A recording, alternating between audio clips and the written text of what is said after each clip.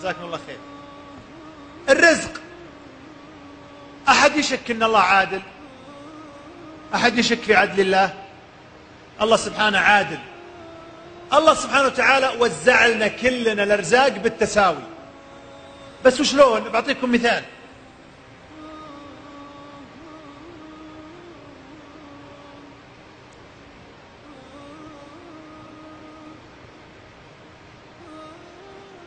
الصفحة دي تشوفونها يا أخوان، تشوفون تقسيمة هذه. الله عطانا كلنا رزق واحد لكن مقسم. واحد هذا كله مال، وهذا صحة، وهذا صحة، وهذا رضا والدين، وهذه صلة رحم، وهذه قناعة، وهذه بركة، وهذا تقسيمة. الثاني عكس، هنا الصحة، هنا المال. المهم كل واحد منا عطاه ربي سبحانه وتعالى نفس الرزق، كلنا عطانا نفس الكرت بس منوعين. بعض الناس ما يرى الرزق إلا فلوس، فيكون أصلا الله ما عطاه فلوس إلا هنا، ما عطاه الله إلا هنا، هذه رزقته من الفلوس هذه. لكن الله معطيك كرت رزق كامل، تقول له يا أخي الله معطيك صحة، تقول يا أخي كل الناس عندها صحة.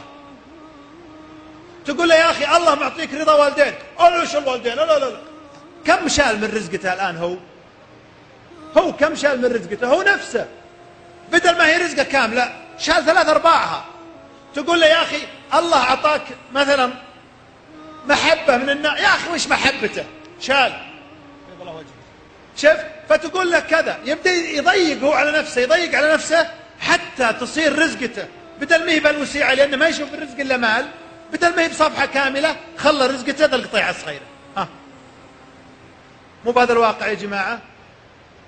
ليش؟ لأنك دائما تناظر في أرزاق الآخرين. يا أخي ناظر رزقتك وش الله عطاك. طيب سؤال، من هو أحسن واحد اللي عطاه الله نصف رزقته؟ وش هي أحسن واحد؟ الصحة. الخال هنا يقول اللي عطاه الله الصحة هو أحسن واحد. من هو أحسن واحد؟ اللي الله عطاه إيش؟ بر الوالدين. بالله يرزق بر والديك الآمنين والسامعين أجمعين. اللي عطاه الله بر والديه يقول هذا هو أحسن رزقه.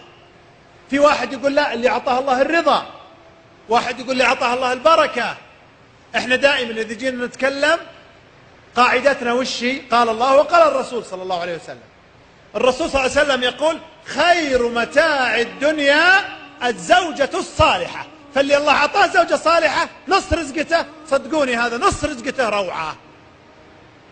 كم واحد عندنا الله معطيه زوجة صالحة ولا شافها؟ كم واحد الله معطيه زوجة وشحليلها جودية ومع ذلك ما شافها؟ قافل النص رزقته، قافلها. وعليها يقاس كم واحدة الله معطيها زوج صالح ولا شافته. صح ولا لا يا جماعة؟ لازم ندور، لازم نبدأ نبحث في أنفسنا. خير متاع الدنيا الزوجة الصالحة. الأميمة إذا شافت مرة ولدها صالحة تحمد الله إن الله رزق وليدها هالحرمة الصالحة، وتقوي صلاحها وتساعدها. الأخيه البارة لما تشوف إن الله رزق خيها بحرمة صالحة تساعدها وتوقف معها، وتدري إنهم مرزوقين برزقة أخوهم اللي الله عطاه زوجة صالحة. كلام صلى الله عليه وسلم ما هو بكلام. خير متاع الدنيا الزوجة الصالحة. فمن أكرمها الله بزوجة صالحة هو صدقوني يتمتع نصف رزقته في خير. خير متاع الدنيا. فكر فيها الليلة وراجع نفسك.